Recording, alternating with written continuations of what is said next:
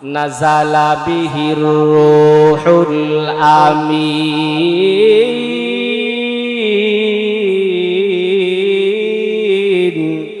কুরআন ডাক দিয়া বলবি, আমি কুরআন এসেছি রূহুল আমিনের মাধ্যমে। রূহুল আমিনকে, রূহুল আমিন হলো জিবরাইল আমিন। জিবরাইল আমিন কেমন বার্তাবাহক, দুনিয়ার সাধারণ বার্তাবাহকের মতন নয়। জিবরাইল আমিন কেমন ফেরেশতা, কেমন শক্তিশালী ফেরেশতা। জিবরাইল আমিন কি দুনিয়ার সাংবাদিকদের মতো ঘুষ খায়? বলে না না, জিবরাইল দুনিয়ার সাংবাদিকদের মতো ঘুষ খায় না। জিবরাইল আমিন কি দুনিয়ার বার্তাবাহকের মতো এদিক সেদিক করে ফেলে, সংবাদ এদিক সেদিক করে ফেলে, সত্যকে মিথ্যা বানিয়ে ফেলি?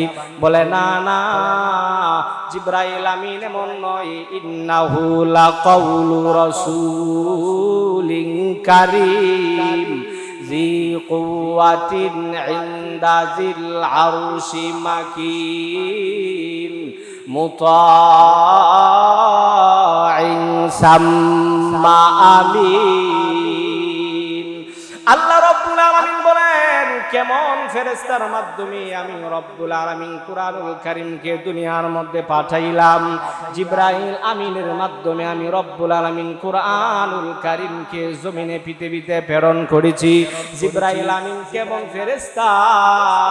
আল্লাহ রব্বুল আলামিন বলেন, ইন্নাহু লাকাউলু রাসূলিন কারীম। জিবরাইল আমিন হলেন এক নাম্বার সম্মানিত ফেরেশতা। যত ফেরেশতা আল্লাহ পাক রব্বুল আলামিন তৈরি করেছেন, সমস্ত ফেরেশতাদের মধ্যে সবচাইতে সম্মানী ফেরেশতা হলো জিবরাইল আমিন।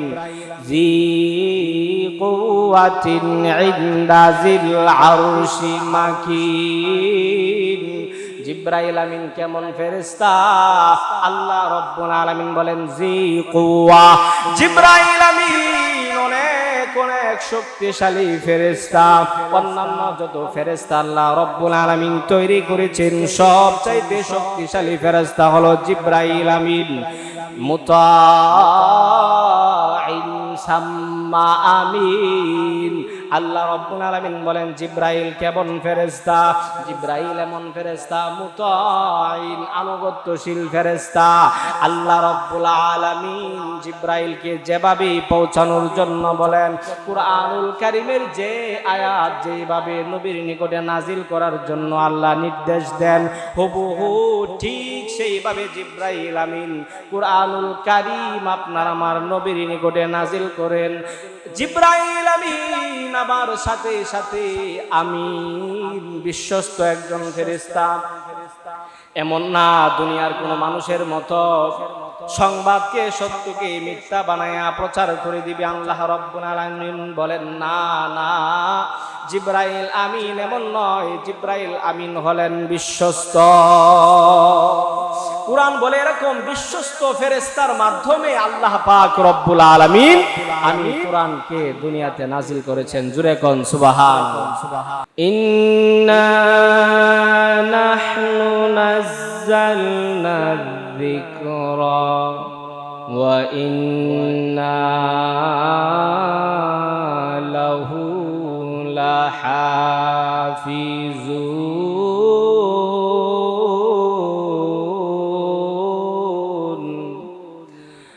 وقال النبي صلى الله عليه وسلم خيركم من تعلم القرآن وعلمه صدق الله العظيم وصدق رسوله النبي الكريم ونحن على ذلك من الشاهدين والشاكرين والحمد لله رب العالمين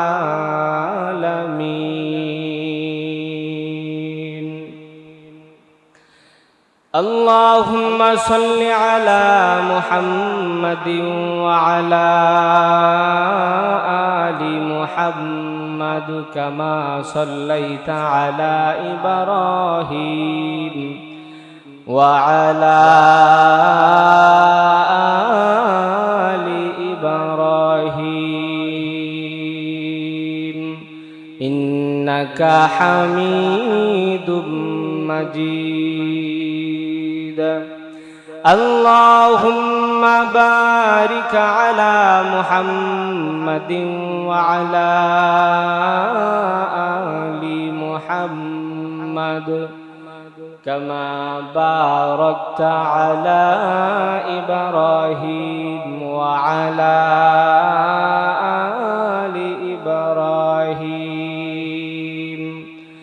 إنك حميد مجيد. আল্লাহ পাক রব্বুল আলামিন মানুষের হিদায়াতের জন্য দুনিয়াতে দুইটা জিনিস প্রেরণ করেছেন। বলেন কয়টা জিনিস? দুইটা জিনিস আল্লাহ তাআলা প্রেরণ করেছেন মানুষের হিদায়াতের জন্য। এক নাম্বার হলো রিজালুল্লাহ, অর্থাৎ নবী রাসূল, উলামায়ে কেরাম। আল্লাহ তাআলা এরকম কিছু মানুষ প্রেরণ করেছেন মানুষের হিদায়াতের জন্য। নবী রাসূলদেরকে প্রেরণ করেছেন মানুষের হিদায়াতের জন্য। সাথে সাথে আল্লাহ রাব্বুল আলামিন কিতাবুল্লাহ, আসমানি কিতাব প্রেরণ করেছেন মানুষের হিদায়াতের জন্য। সে সমস্ত কিতাবুল্লাহর মধ্যে সবচাইতে শ্রেষ্ঠ কিতাব হলো কুরআনুল কারীম। বলেন নাম কি? কুরআনুল কারীম। রিজালুল্লাহর মধ্যে সবচাইতে শ্রেষ্ঠ হলেন আপনার আমার পয়গম্বর আকায়ে নামদার তাজদারে মদিনা সরকারে দু আলম নবী রাহমাতুল লিল আলামিন। তো আল্লাহ পাক রব্বুল আলামিন যে কিতাবুল্লাহ আপনাকে আমাকে দিয়েছেন, আমাদের নবীর উপরে নাজিল করেছেন আল কুরআনুল কারীম, কুরআনুল মাজিদ। এই কুরআন হলো দুনিয়ার সর্বশ্রেষ্ঠ কিতাব। জোরে বলেন আলহামদুলিল্লাহ। কোরআন এমন একটি কিতাব, কোরআনের মধ্যে সব সমস্যার সমাধান আল্লাহ রব্বুল আলামিন দিয়েছেন। যত ধরনের মানুষের যত প্রকারের সমস্যা আছে, সমস্ত সমস্যার সমাধান আল্লাহ রব্বুল আলামিন এই কুরআনুল কারীমের মধ্যে দিয়েছেন। এমন কোন জিনিস নাই যার সমাধান কোরআনের মধ্যে নাই। জোরে কোন সুবহানাল্লাহ। কোরআন আল্লাহ রব্বুল আলামিন আপনাকে আমাকে দিয়েছেন। কোরআনের পরিচয় কি? কোরআনের পরিচয় কোরআন নিজেই বর্ণনা করেছেন। কোরআনকে যদি আপনি আমি জিজ্ঞাসা করি, কোরআন বলো তো তোমার পরিচয় দাও, তুমি তোমার পরিচয় বর্ণনা করো। দুনিয়াতে দেখবেন একজন মানুষ আরেকজন মানুষের সাথে যখন দেখা হয়, সাক্ষাৎ হয়, কেউ কারো বাড়িতে মেহমান যায়, তখন তাকে আগে পরিচয় জিজ্ঞাসা করে, ভাই আপনার নাম কি, কোথায় থেকে এসেছেন, কিসের জন্য এসেছেন, কার বাড়িতে এসেছেন। কি বলেন ঠিক না বেঠিক? ঠিক তেমনি ভাবে কোরআনকে যদি আপনি আমি জিজ্ঞাসা করি, কোরআন তোমার নামটা কি বলো তো, কোরআন কোরআনের ভাষায় আপনার আমাকে জবাব দিবে, আপনার আমার সাথে কথা বলবে। কোরআনের পরিচয় কোরআন নিজেই দিবে। কোরআনকে যদি জিজ্ঞাসা করি, কোরআন বলো তোমার নাম কি, কোরআন কোরআনের ভাষায় জবাব দিবে, বাল হুয়া কুরআনুম মাজিদ।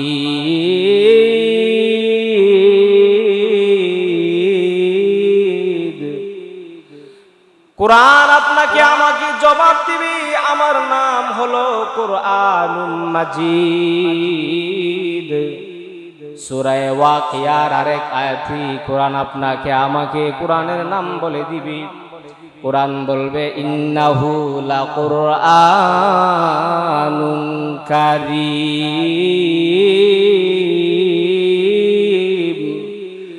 কোরআন বলবে আমার নাম হলো কুরআনুল মাজিদ। কোরআন বলবে আমার নাম হলো কুরআনুল কারীম। এবার কোরআনকে যদি জিজ্ঞাসা করি, ও কোরআন তুমি কোথায় থেকে এসেছো, পৃথিবীতে আসার আগে তুমি কোথায় ছিলা, তোমার বাড়ি কোথায়। কোরআনের ভাষায় আপনার আমাকে জবাব দিবি। কোরআন বলবি ফি লাউহিম মাহফুজ।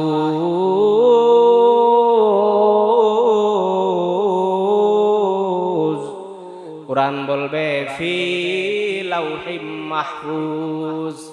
সাত আসমান উপরে সিদরাতুল মুনতাহার উপরে লা জামান লা মাকান ৭০,০০০ নূরের পর্দা, ৭০,০০০ নূরের পর্দা পাড়ি দিয়া মহান রব্বুল আলামিনের আরশ, ওই আরশের পাশে একটা জায়গার নাম হলো লাউহে মাহফুজ।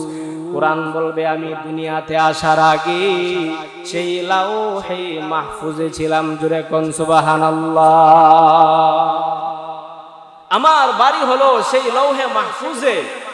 আল্লাহ রব্বুল আলামিন সেই লৌহে মাহফুজের মধ্যে কোরআনকে সংরক্ষণ করে রেখে দিয়েছে। এবার কোরআনকে যদি প্রশ্ন করা হয়, কোরআন বলে দাও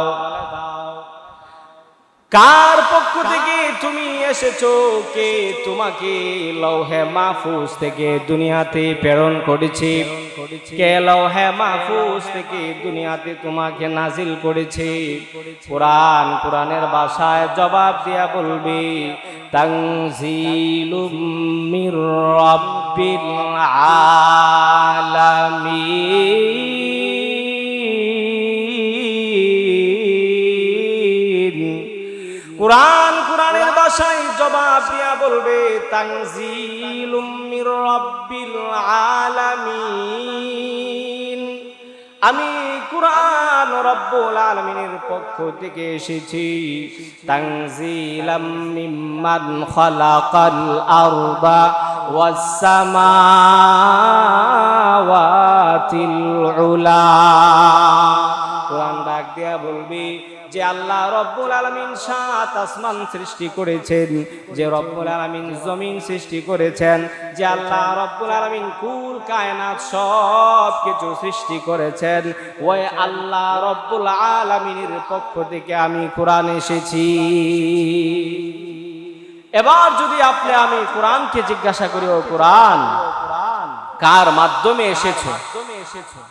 দুনিয়াতে দেখবেন একটা সংবাদ যখন আসে, কোনো একটা সাংবাদিকের মাধ্যম হয়ে আসে, সাংবাদিকের মাধ্যমে আসে। তো কোরআনকে যদি জিজ্ঞাসা করি, কোরআন দুনিয়াতে তুমি এসেছো কার মাধ্যমে এসেছো, তখন কোরআন বলবে আমি একজন আমানতদার বিশ্বস্ত, আমি একজন শক্তিশালী সম্মানিত একজন ফেরেশতা জিবরাইলের মাধ্যমে এসেছি। জোরে কোন সুবহানাল্লাহ। নাযালা বিহির রূহুল আমিন। কোরআন ডাক দিয়া বলবি আমি কোরআন এসেছি রুহুল আমিনের মাধ্যমে। রুহুল আমিনকে, রুহুল আমিন হলো জিবরাইল আমিন। জিবরাইল আমিন কেমন বার্তাবাহক, দুনিয়ার সাধারণ বার্তাবাহকের মতো নয়। জিবরাইল আমিন কেমন ফেরেশতা, কেমন শক্তিশালী ফেরেশতা। জিবরাইল আমিন কি দুনিয়ার সাংবাদিকদের মতো ঘুষ খায়? বলে না, না, জিবরাইল দুনিয়ার সাংবাদিকদের মতো ঘুষ খায় না। জিবরাইল আমিন কি দুনিয়ার বার্তাবাহকের মতো এদিক সেদিক করে ফেলে, সংবাদ এদিক সেদিক করে ফেলে, সত্যকে মিথ্যা বানিয়ে ফেলি? বলে না, না, জিবরাইল আমিন এমন নয়। ইন্নাহু লাকাউলু রাসূলিন কারীম জি কুওয়াতিন ইনদা জিল আরশি মাকিন মুতাইন সাম্মা আমিন। আল্লাহ রব্বুল আলামিন বলেন কেমন ফেরেশতার মাধ্যমে আমি রব্বুল আলামিন কুরআনুল কারীমকে দুনিয়ার মধ্যে পাঠাইলাম। জিবরাইল আমিনের মাধ্যমে আমি রব্বুল আলামিন কুরআনুল কারীমকে জমিনে পৃথিবীতে প্রেরণ করেছি। জিবরাইল আমিন কেমন ফেরেশতা? আল্লাহ রব্বুল আলামিন বলেন ইন্নাহু লাকাউলু রাসূলিন কারীম। জিবরাইল আমিন হলেন এক নাম্বার সম্মানিত ফেরেশতা। যত ফেরেশতা আল্লাহ পাক রব্বুল আলামিন তৈরি করেছেন, সমস্ত ফেরেশতাদের মধ্যে সবচাইতে সম্মানী ফেরেশতা হলো জিবরাইল আমিন। জি কুওয়াতিন ইনদা জিল আরশি মাকিন। জিবরাইল আমিন কেমন ফেরেশতা? আল্লাহ রব্বুল আলামিন বলেন জি কুওয়া। জিবরাইল আমিন অনেক অনেক শক্তিশালী ফেরেশতা। অন্যান্য যত ফেরেশতা আল্লাহ রব্বুল আলামিন তৈরি করেছেন, সবচাইতে শক্তিশালী ফেরেশতা হলো জিবরাইল আমিন। মুতাইন সাম্মা আমিন। আল্লাহ রব্বুল আলামিন বলেন জিবরাইল কেমন ফেরেশতা? জিবরাইল এমন ফেরেশতা মুতাইন, আনুগত্যশীল ফেরেশতা। আল্লাহ রব্বুল আলামিন জিবরাইলকে যেভাবে পৌঁছানোর জন্য বলেন, কুরআনুল কারীমের যে আয়াত যেভাবে নবীর নিকটে নাজিল করার জন্য আল্লাহ নির্দেশ দেন, হুবহু ঠিক সেইভাবে জিবরাইল আমিন কুরআনুল কারীম আপনার আমার নবীর নিকটে নাজিল করেন। জিবরাইল আমিন আমার সাথে সাথে আমিন, বিশ্বস্ত একজন ফেরেশতা। এমন না দুনিয়ার কোন মানুষের মতো সংবাদকে সত্যকে মিথ্যা বানায়া প্রচার করে দিবে। আল্লাহ রাব্বুল আলামিন বলেন না না, জিবরাইল আমিন এমন নয়, জিবরাইল আমিন হলেন বিশ্বস্ত। কুরআন বলে এরকম বিশ্বস্ত ফেরেশতার মাধ্যমে আল্লাহ পাক রব্বুল আলামিন আমি কুরআনকে দুনিয়াতে নাজিল করেছেন। জুরে কোন সুবহানাল্লাহ। মুসলমান ইমানদার ভাইরা আমার, এবার যদি আপনি আমি কুরআনকে জিজ্ঞাসা করি, ও কুরআন এবার বলো তুমি কার উপরে নাজিল হয়েছো? জিবরাইল আমিন কার উপরে তুমি কুরআনকে নাজিল করেছি? কুরআনের ভাষায় জবাব দিয়া বলবি নুজিলা আলা মুহাম্মদ। কুরআন ডাক দিয়া বলবে আমি কুরআন দুনিয়ার সাধারণ কোনো মানুষের উপরে নাজিল হয় নাই, আমি কুরআন মুহাম্মাদুর রাসূলুল্লাহর উপরে নাজিল হয়েছি। মুহাম্মাদুর রাসূলুল্লাহ, যে মুহাম্মাদের উপরে আমি কুরআন নাজিল হইলাম, ওই মুহাম্মাদুর রাসূলুল্লাহ দুনিয়ার সাধারণ কোনো মানুষের মতো নয়। কুরআনকে যদি বলা হয় ও কুরআন তুমি বলে দাও যার উপরে নাজিল হয়েছে তার মাকাম মর্যাদা কেমন, তার নামটা কি? কুরআন ডাক দিয়া বলবি মুহাম্মাদুর রাসূলুল্লাহ ওয়াল্লাযীনা মাআহু আশিদ্দাউ আলাল কুফফার রুহামাউ বাইনাহুম। কুরআন ডাক দিয়া বলবে আমি যার উপরে নাজিল হয়েছি তিনি হলেন মুহাম্মাদুর রাসূলুল্লাহ। এবার যদি কুরআনকে ডাক দেওয়া হয়, কুরআন বলো তো যার উপরে নাজিল হয়েছে তার মাকাম মর্যাদা কেমন? অন্যান্য পয়গম্বরের মতোই কি তার সম্মান মাকাম মর্যাদা? কুরআন ডাক দিয়া বলবে না না, অন্যান্য পয়গম্বরদের মতো সেই নবীর সম্মান মাকাম মর্যাদা নয়। মা কানা মুহাম্মাদুন আবা আহাদিম মির রিজালিকুম ওয়ালাকির রাসূলুল্লাহি ওয়া খাতামান নাবিয়্যিন। কুরআন ডাক দেয়া বলবে না না, আমি কুরআন যার উপরে নাজিল হয়েছে তিনি অন্যান্য পয়গম্বরের মতো নয়, তিনি হলেন খাতামুন নাবিয়্যিন, সবার শ্রেষ্ঠ সর্বশেষ নবী। জুরে কোন সুবহানাল্লাহ। এবার কুরআনকে যদি প্রশ্ন করা হয় কুরআন তুমি কখন নাজিল হয়েছ, কুরআন আপনাকে আমাকে বলবে দিন বলবো না মাস বলবো? কুরআন ডাক দিয়া বলে আমি কোন মাসে নাজিল হয়েছি? শাহরু রমাদানাল্লাযী উনজিলা ফীহিল কুরআন। কুরআন ডাক দিয়া বলবে আমি কুরআন যেন 13 মাসে নাজিল হয় নাই, আমি কুরআন সম্মানিত শ্রেষ্ঠ রমজান মাসে নাজিল হয়েছি। এবার যদি কুরআনকে বলে আচ্ছা কুরআন রমজান মাসে নাজিল হয়েছে বুঝলাম, কোন সময় নাজিল হয়েছ, দিনের বেলায় নাকি রাত্রি বেলায় নাজিল হয়েছ? কুরআন আপনাকে আমাকে জবাব দিবে, ইন্না আনজালনাহু ফি লাইলাতিল কদর। কুরআন ডাক দিয়া বলবি, আমি কুরআন দিনের বেলায় না রাত্রি বেলায়, লাইলাতুল কদরে, এমন রাত্রিটা খায়রুম মিন আলফি শাহর, এমন রাত্রিতে আমি কুরআন নাজিল হয়েছি যেই রাত্রির মাকাম মর্যাদা হলো হাজার হাজার মাসের চাইতে বেশি। জুড়ে কোন সুবহানাল্লাহ। এবার যদি কোরআনকে প্রশ্ন করা হয়, কোরআন কিসের জন্য, কি উদ্দেশ্যে তুমি নাজিল হয়েছ, কোন ভাষায় তুমি নাজিল হয়েছ, কোন ভাষায়, বাংলা ভাষায় না ইংলিশ ভাষায় না আরবি ভাষায় না হিন্দি ভাষায় না সুরিয়ানি ভাষায়, কোন ভাষায় তুমি নাজিল হয়েছ? কোরআন আপনাকে আমাকে কোরআনের ভাষায় জবাব দিবে, বিলিসানিন আরবিয়্যিম মুবিন। কোরআন ডাক দিয়া বলবে, আমি সাধারণ কোনো ভাষায় নাজিল হয় নাই, আমি কোরআন নাজিল হয়েছে এমন একটা ভাষা যেই ভাষাটা কবরের মধ্যেও চলে, যেই ভাষাটা দুনিয়ার মধ্যেও চলে, যেই ভাষাটা হবে হাসরবাসীদের ভাষা, যেই ভাষা হবে জান্নাতের অধিবাসীদের ভাষা, এমন একটা ভাষা যেই ভাষাটা সবচাইতে শ্রেষ্ঠ ভাষা। আমি ওই আরবি ভাষায় কোরআন নাজিল হয়েছি, সবচাইতে শ্রেষ্ঠ ভাষায় আমি কোরআন নাজিল হয়েছি। কেন নাজিল হয়েছো, কেন পৃথিবীতে এসেছো?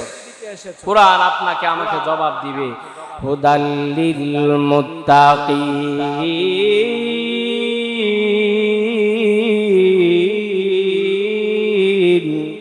কোরআন বলবে, আমি কোরআন নাজিল হয়েছি হুদাল্লিল মুত্তাকিন, মুত্তাকিনদের জন্য হেদায়েত হিসাবে। আর এক আয়াতে কোরআন বলে দেয়, হুদাল্লিল আলামিন, আমি কোরআন নাজিল হয়েছি সমস্ত বিশ্ববাসীদের হেদায়েতের জন্য।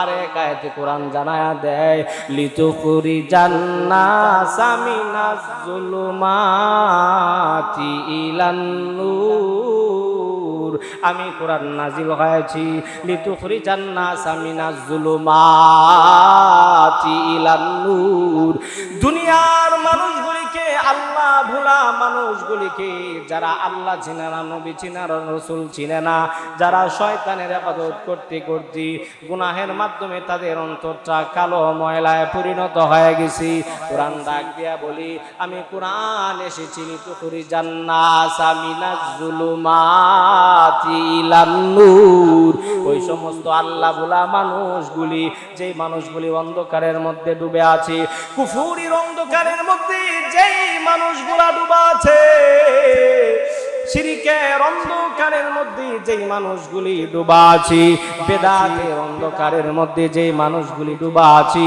কোরআন ডাক দিয়া বলে, আমি কোরআন নাজিল হয়েছি ওই মানুষগুলিকে ঈমানের আলোর দিকে নেওয়ার জন্য, জান্নাতের আলোর দিকে বের করে আনার জন্য।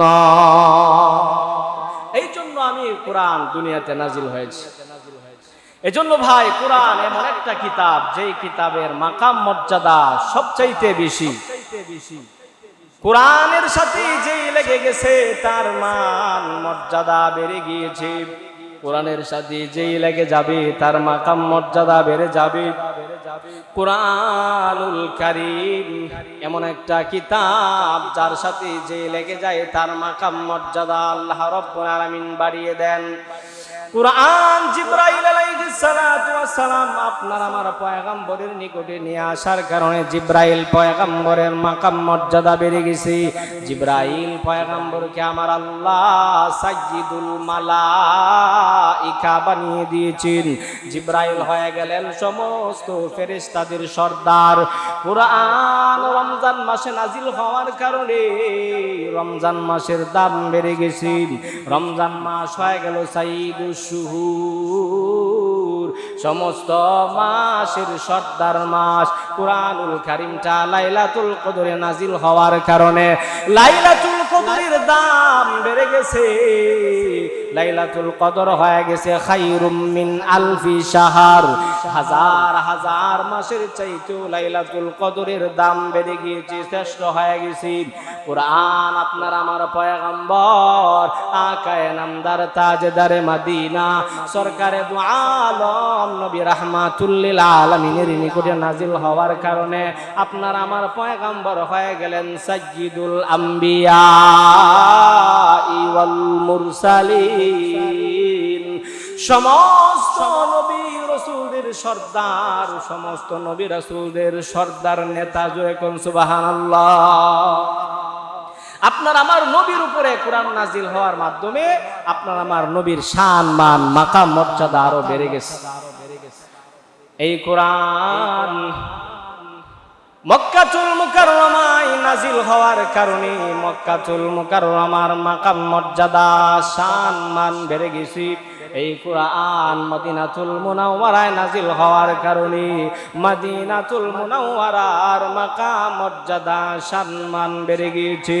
যে মদিনার নাম ছিল ইয়াসরিব, আপনার আমার পয়গম্বর মদিনায় হিজরত করার সাথে সাথে সেই ইয়াসরিবের নাম হয়ে গেছে মদিনাতুর রাসূল। কারণ আপনার আমার পয়গম্বর যেখানে কোরআন সেখানে, কোরআন যেখানে আপনার আমার পয়গম্বর সেখানে। মদিনাতুল মুনাওয়ারা পৃথিবীর শ্রেষ্ঠ জায়গায় পরিণত হয়েছে। মক্কাতুল মুকাররমা পৃথিবীর শ্রেষ্ঠ জায়গায় পরিণত হয়েছে। কেন? কারণ মদিনাতুল মুনাওয়ারায় রব্বুল আলামিন আমার নবীর উপরে কোরআন নাযিল করেছেন। মদিনাতুল মুনাওয়ারায় আপনার আমার পয়গম্বরের রওজা মুবারক আছে, যার কারণে মদিনার দাম রব্বুল আলামিন বাড়িয়ে দিয়েছেন। জোরে কোন সুবহানাল্লাহ। ও মদিনার মাটি রে সকল সুখ বুঝি তোর কপালে। ও মদিনার মাটি রে সকল সুখ বুঝি তোর কপালে। ও মদিনা রে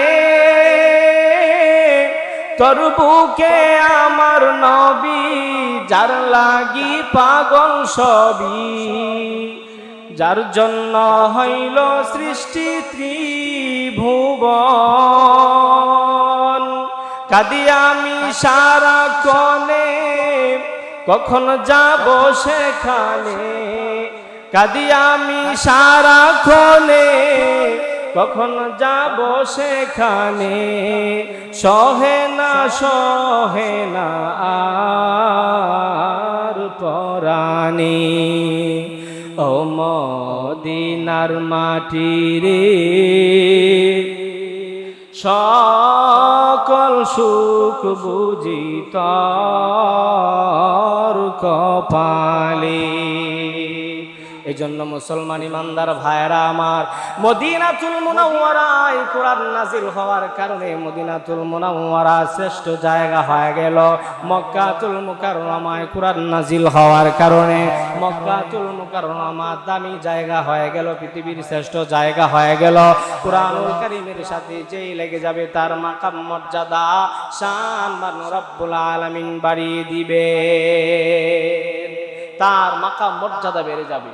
কারণ কোরআন এমন একটা কিতাব যার আকর্ষণ কোনোদিন শেষ হয় না। জোরে কোন সুবহানাল্লাহ।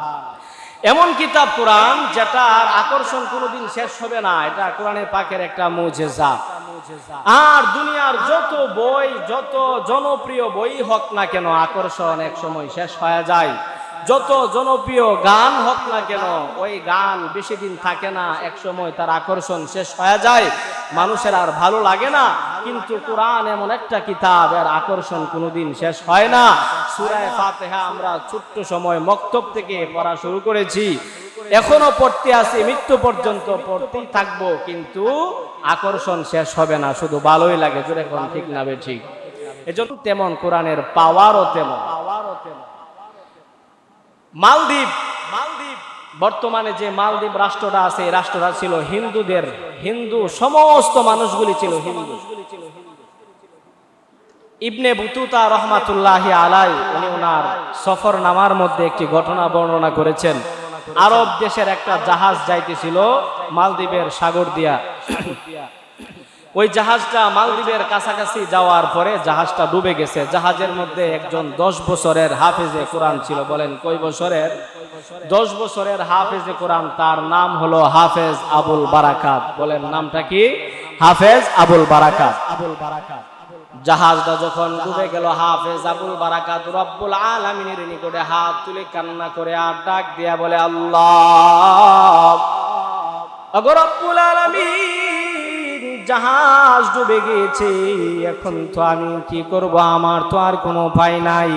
রব্বুল আলামিন, একমাত্র আপনি আছেন বাঁচানোর মালিক। আর আমার সিনার ভিতরে আপনার কালামুল্লাহ আছে, কুরআনুল কারীম 30 পারা কুরআন আছে। হাফেজ আবুল বারাকাত আল্লাহ রব্বুল আলামিনের নিকটে মুনাজাত করে আর কান্না করি, ডাক দিয়ে বলে, আল্লাহ 30 পারা কুরআনের উসিলায় আমি হাফেজ আবুল বারাকাতকে রক্ষা করুন।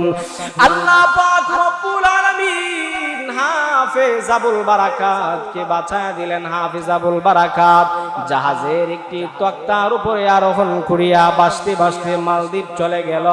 জেলেরা আসছে মাছ ধরার জন্য, এসে দেখি তক্তার উপরে 10 বছরের একটা বালক দেখা যায়। নুরানি সুন্দর চেহারা, এত সুন্দর বালক আর কোথাও তারা দেখে নাই। কারণ হাফেজ আবুল বারাকাত আরবের লোক, আরবের মানুষগুলো বড় সুন্দর হয়। আবার সে কোরআনের হাফেজ আবুল বারাকাতকে জেলেরা মালদ্বীপের বাজারে নিয়ে গেল, সেখানে তাকে বিক্রি করে দিবি। ওই জামানায় গোলাম বেচা কেনা হইতো। হাফেজ আবুল বারাকাতকে যখন বাজারের মধ্যে নেওয়া হলো, মানুষ দরদাম করতেছে, তাকে কিনে নিবি।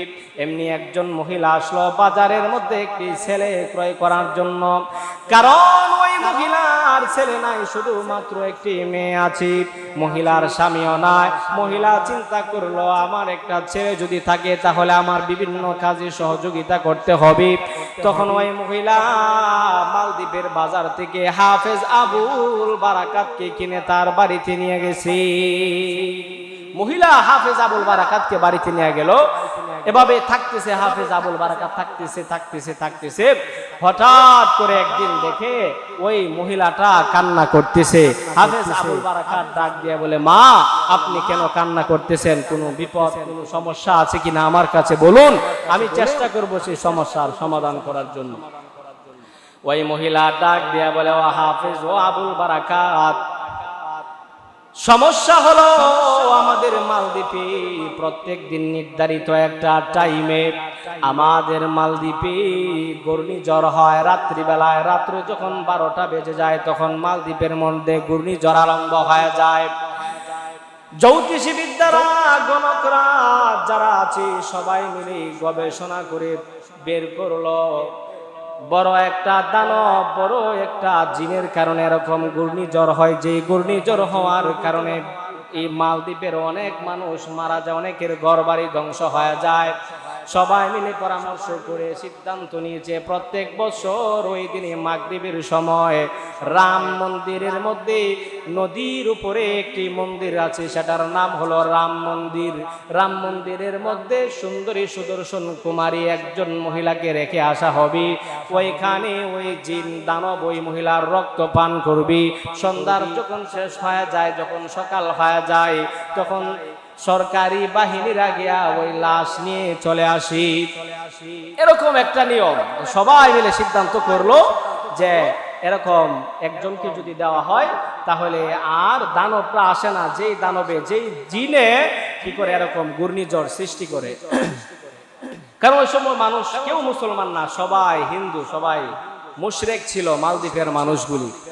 এখন ওই মহিলা ডাক দিয়া বলে, ও হাফেজ আবুল বারাকাত, এবার আমার মেয়ের সিরিয়াল এসেছে। সরকারি লোকেরা এসে জানায় দিয়া গেছে যে আমার মেয়েকে আজকে সন্ধ্যার সময় বাড়ি থেকে নিয়ে যাওয়া হবে।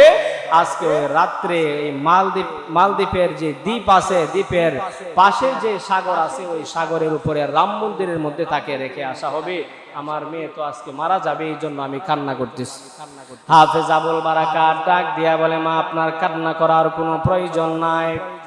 ও মা, আপনার কান্না করার কোনো প্রয়োজন নাই, আপনি টেনশন করবেন না মা।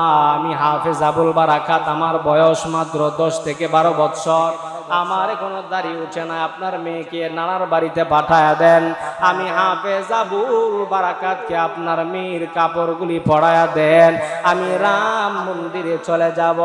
মহিলা ডাক দিয়ে বলে, না না, তোমাকে রাম মন্দিরে পাঠাবো না, কারণ রাম মন্দিরে যে যায় সে আর জীবিত ফিরে আসে না, লাশ হইয়া ফিরে আসি। সকাল বেলা সরকারের পক্ষ থেকে লাশ বাড়ির মধ্যে দিয়ে দেওয়া হয়, তুমি গেলে ওইখানে মারা যাইবা।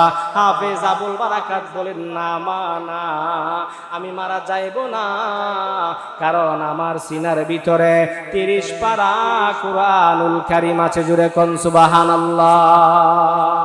হাফেজ আবুল বারাকাত মহিলার মেয়েটার পোশাক পরে যখন ঘরের মধ্যে বসে গেল, সরকারি বাহিনীর লোক চলে এসেছে। তারা তাকে ওই মেয়ে মনে করিয়া নিয়ে গেল পালকির ভিতরে। হাফেজ আবুল বারাকাত বলে, আমার শরীরে কেউ টাচ করবা না, আমি নিজে নিজেই যাইব। নিজে নিজে পালকির মধ্যে উঠলো, নিজে নিজে সেই রাম মন্দিরের ভিতরে চলে গেল। যখন মাগরিবের সময় হলো, হাফেজ আবুল বারাকাত রাম মন্দিরের ভিতরে ঢুকে গেলেন। সমস্ত সরকারি বাহিনীরা যার যার বাড়িতে নিরাপদ জায়গার মধ্যে চলে আসলো। হাফেজ আবুল বারাকাত বলেন, আমি মাগরিবের নামাজ আদায় করলাম, নামাজ আদায় করি আমি রব্বুল আলামিনের কালামুল্লাহ শরীফের তিলাওয়াত আরম্ভ করে দিলাম। এশার নামাজের টাইম হয়ে গেল, এশার নামাজ আদায় করলাম। এশার নামাজ আদায় করে কালামুল্লাহ শরীফের তিলাওয়াত আরম্ভ করে দিলাম। এভাবে রাত্র যাইতেছি, যখন ঠিক 1টা বেজে গেল, আমি হাফেজ আবুল বারাকাত সমুদ্রের দিকে তাকায়া দেখলাম বিশাল বড় কি যেন একটা দানব উঠতেছি। পানিগুলির মধ্যে বাষ্প তৈরি হইতেছি, পানিগুলির মধ্যে বড় বড় ঢেউ তৈরি হইতেছে, ঘূর্ণিঝড়ের আভাস বোঝা যায়। এবার হাফেজ আবুল বারাকাত ডাক দিয়া বলেন, রব্বুল আলামিন, এবার আমি দেখব ওই জিন দানবের পাওয়ার বেশি নাকি আল্লাহর কালামুল্লাহর পাওয়ার বেশি, কোরআনের পাওয়ার বেশি নাকি ওই দানবের পাওয়ার বেশি, আমি পরীক্ষা করে ফেলবো।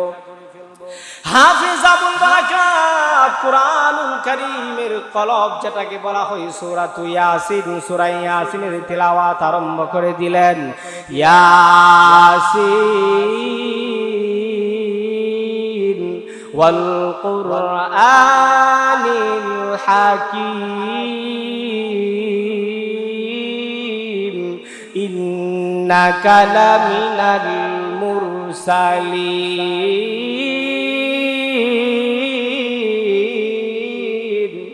হাফেজ আবুল বারাকাত কুরআনুল কারীমের সূরা ইয়াসিন যখন তিলাওয়াত আরম্ভ করে দিয়েছি, এবার হাফেজ আবুল বারাকাত বলে, আমি তাকায় দেখলাম ওই যে ঘূর্ণিঝড় সৃষ্টি হইতেছিল, দানবটা সমুদ্রের নিচ থেকে উপরে উঠতেছিল, আমি তাকায় দেখি কোরআনের অ্যাকশনের কারণে ঘূর্ণিঝড় থেমে গিয়েছে, দানবটা আবার সমুদ্রের নিচে চলে গেছে। জোরে কোন সুবহানাল্লাহ। দানব আবার সমুদ্রের নিচে চলে গেছে।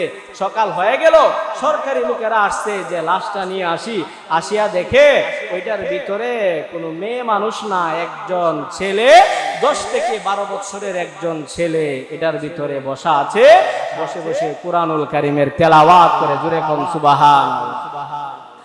সরকারি লোকেরা আশ্চর্য হয়ে গেছে, ডাক দিয়া বলে, ও লোক, তুমি এখানে কেন বসায়? বালক, তুমি এখানে কেন এসেছো?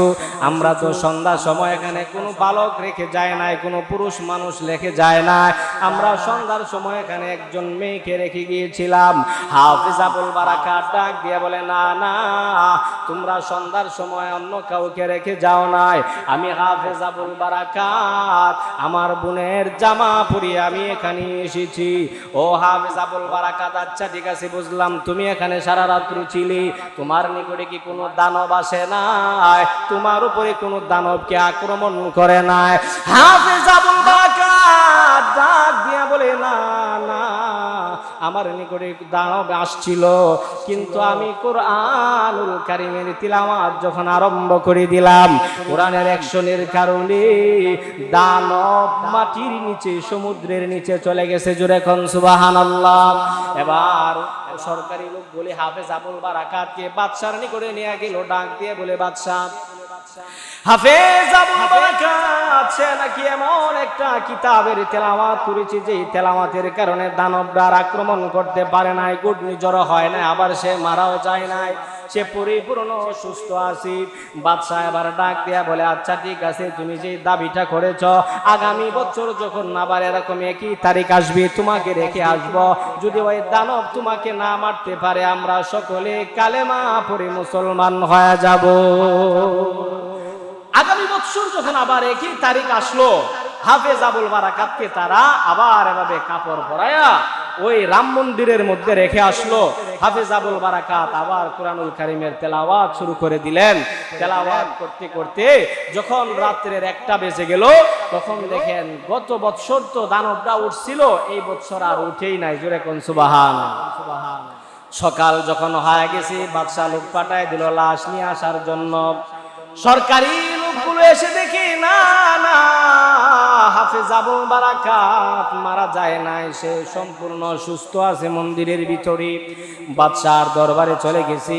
বাদশা ওপেনলি সারা দেশের সমস্ত জনগণকে নিয়া হাফেজ আবুল বারাকাতের হাতে হাত রেখে কালেমা পড়ে মুসলমান হয়ে গেছে। এটা হলো কোরআনের পাওয়ার। এই কোরআনের বরকতে আল্লাহ রাব্বুল আলামিন মালদ্বীপের সমস্ত মানুষগুলিকে ঈমান দান করছেন। জোরে কোন সুবহানাল্লাহ। এই কোরআনের এমন পাওয়ার, যে পাওয়ার পৃথিবীর আর অন্য কিছুর এরকম পাওয়ার নাই। যত জিন্নাত আর যত দানব আর যাই কিছু বলেন না কেন, সব কোরআনের কাছে ফেল। কারণ কোরআন এমন কিতাব, এই কিতাবটা আল্লাহ রাব্বুল আলামিনের কালাম। এর মধ্যে আল্লাহ রাব্বুল আলামিন সমস্ত সমস্যার সমাধান দিয়েছেন। কি বলেন, ঠিক না বেঠিক? সমাধান চাও যদি জীবনে মরণে, খুঁজে নাও ফিরে চাও চোখ রাখো কোরআনে। সমাধান চাও যদি জীবনে মরণে, খুঁজে নাও ফিরে চাও চোখ রাখো কোরআনে। এ বাণী সকলের নয়, শুধু মুমিনের, যারাই চলবে মেনে ফল পাবে কোরআনের। জোরে কোন ঠিক না বেঠিক? সমস্ত সমস্যার সমাধান আল্লাহ তাআলা এই কোরআনের মধ্যে দিয়ে দিয়েছেন। এজন্য কোরআনের জিম্মাদারিও স্বয়ং আল্লাহ রাব্বুল আলামিন নিয়েছেন। এই জন্য এই কোরআন পড়লে যেরকম সওয়াব, কোরআনের দিকে তাকায় থাকলেও সওয়াব, কোরআনের আলোচনা শুনলেও সওয়াব। শুধু সওয়াব আর সওয়াব। কোরআনের আলোচনা শুনলে যেরকম মজা, তাকায় থাকলেও এরকম মজা, দিনের ভিতরে শান্তি পাওয়া যায়। আল্লাহ পাক রব্বুল আলামিন এই কোরআনের মধ্যে এরকম পাওয়ার রেখে দিয়েছেন। জোরে কোন সুবহানাল্লাহ। কোরআনের কেমন পাওয়ার! কোরআনের সাথে কেউ পড়তে পারে না, কিন্তু কোরআনকে যে মহব্বত করে তাকেও আল্লাহ রাব্বুল আলামিন কতটুকু মাকাম মর্যাদা দান করেন। এক ব্যক্তি ছিল দিল্লি, ইন্ডিয়ার দিল্লির মধ্যে তার বাড়ি ছিল। ওই ব্যক্তিটা কোরআন পড়তে পারে না, সে বাজারে গামছা বিক্রি করত। একদিন বাজারের মধ্যে থেকে সে একটা কিতাব কিনে নিয়ে আসছে। লোকটা বলতেছে, যে কোরআন বিক্রি করতেছে, সে বলতেছে, এই যে ভাই, এই কিতাবটা যে নিবে, যার ঘরে থাকবে তার ঘরে বরকত হবে। যে এটা চুমু খাইবে, স্পর্শ করবে, বুকের সাথে মিলাবে, তার ঘরে আল্লাহ রাব্বুল আলামিন বরকত দান করবেন, বিপদ আপদ থেকে মুক্ত করবেন। ওই লোকটা চিন্তা করলো, আচ্ছা যা, কোরআন তো আমি পড়তে পারি না, কিন্তু এটাকে তো আমি ঘরের ভিতরে রাখবো, আর এটা থেকে আমি বরকত হাসিল করব। এই নিয়তে সে কোরআন শরীফ নিয়ে বাড়িতে গেছে। এই লোকটা হঠাৎ একদিন মারা গেল। মারা যাওয়ার পরে জানাজা দেওয়ার মতো কোনো লোক নাই। এলাকাবাসীরা সকলে মিলে তাকে মেইন রোডের নিকটে নিয়ে গেছে। হায় রে হায়, যদি রোড দিয়া যদি কোনো এরকম আলেম যায়, এই আলেমের মাধ্যমে আমরা তার জানাজা পড়ায়া তাকে কাফন দাফন করে কবরের মধ্যে রেখে দিব। কারণ আমাদের এলাকার মধ্যে জানাজা পড়ানোর মতো কোনো লোক পাওয়া যায় না। সমস্ত লোকেরা মিলে বিশ্ব রোডের নিকটে যখন নিয়ে গেল, হঠাৎ দেখে একজন আলেম পাগড়িওয়ালা, গায়ের মধ্যে সাদা জুব্বা লাগানো, ওই আলেমকে ডাক দিয়া বলে, ও আলেম, আমাদের এই লোকটার জানাজা পড়ানোর মতো আমরা কোনো লোক পাইতেছি না। আপনি যদি তার জানাজার নামাজ পড়ায় দিতেন, কাফন দাফন করে দিতেন, তাহলে আমাদের বড় উপকার হতো, ফায়দা হতো। আলেম বললেন, আচ্ছা ঠিক আছে, জানাজার নামাজ পড়াবো। আলেম জানাজার নামাজ পড়াইলেন, কাফন দাফন করে কবরের ভিতরে ভিতরে রেখে ওই লোকটা আবার তার সরকারি অফিসে চলে গেছি। অফিসের গেটের নিকটে যাওয়ার পরে প্রবেশপত্র দিয়া সরকারি অফিসের মধ্যে ঢুকতে হয়। ওই লোকটা যখন পকেটে হাত দিল, হাত দিয়া দেখে তার পকেটের মধ্যে প্রবেশপত্র নাই, ফাইলপত্রগুলি নাই। সে মনে মনে চিন্তা করলো, মনে হয় রাস্তা দিয়ে আসার সময় যে লোকটাকে কবরের মধ্যে রেখেছিলাম ওই লোকের কবরের মধ্যে আমার কাগজপত্রগুলি পড়ে গিয়েছে। লোকটার রিটার্ন আবার চলে আসলো, এলাকাবাসীকে নিয়ে তার কবরের নিকটে গেল। কবরের নিকটে গিয়ে এলাকাবাসীকে দাঁড়া করাইয়া ওই আলেম কবর খনন করা আরম্ভ করে দিয়েছি। হঠাৎ করে আলিম আল্লাহু আকবার বলে জোরে চিৎকার মেরে উঠলো। এলাকাবাসীরা ভয়ে আতঙ্কিত হয়ে গেল, ডাক দিয়া বলে, ও আলেম কি হলো, কি হলো? কবরের ভিতরে কি বড় সাপ দেখা যায় কিনা? কবরের ভিতরে কি জাহান্নামের আগুন কিনা? আপনি হঠাৎ করে কেন এরকম চিৎকার মেরে উঠলেন?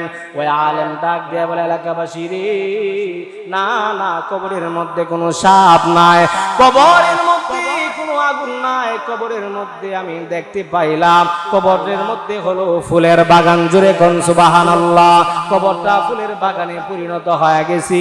ওই কবর থেকে মেশকে আম্বরের সুঘ্রাণ বের হইতেছি।